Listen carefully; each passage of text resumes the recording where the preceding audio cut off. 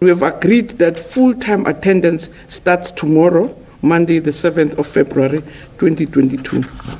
As a sector, we remain mindful of the fact that COVID-19 is still with us. All of us have direct responsibility to ensure that we prevent the spread of this virus and its variants.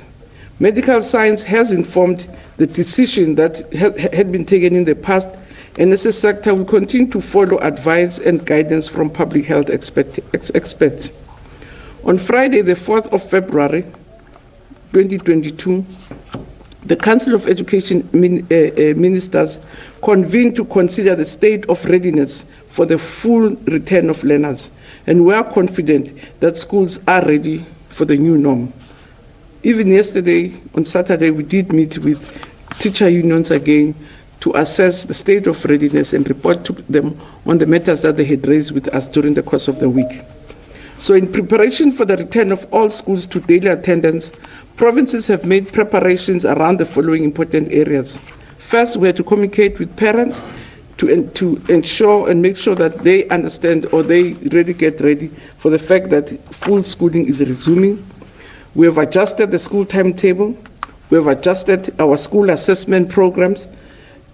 All matters relating to assessments and curriculum have been attended to.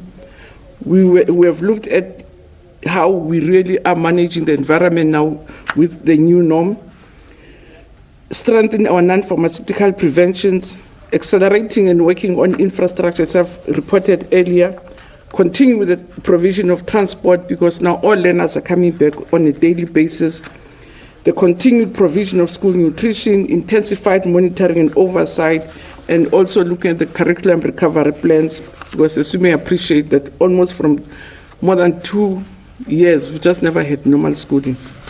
So the return to normal timetabling will assist the sector to intensify its implementation of the recovery plan. The learning losses incurred in the past 2 years are indisputably devastating. At the basic education level, last week, we resolved that the sector will need to be rebooted, recalibrated, and repositioned to withstand the debilitating impact of COVID-19 and any other pandemic or life-threatening challenge that we may face.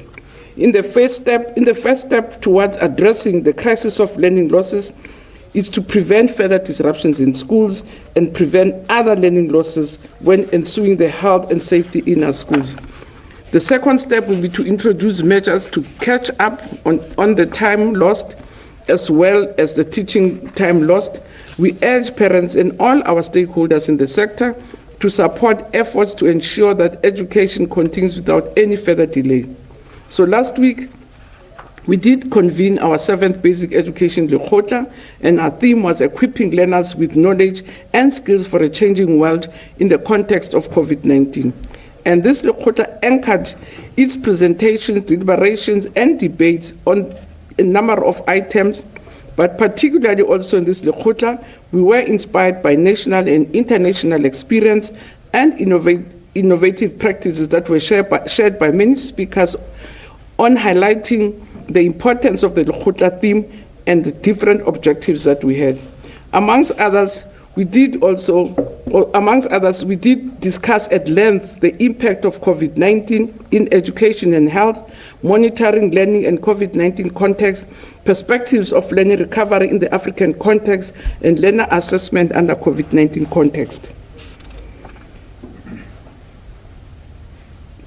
We also took a look around teachers as leading change agents in building a resilient education system, and also shared perspectives and views and the importance of ECD for future learning outcomes.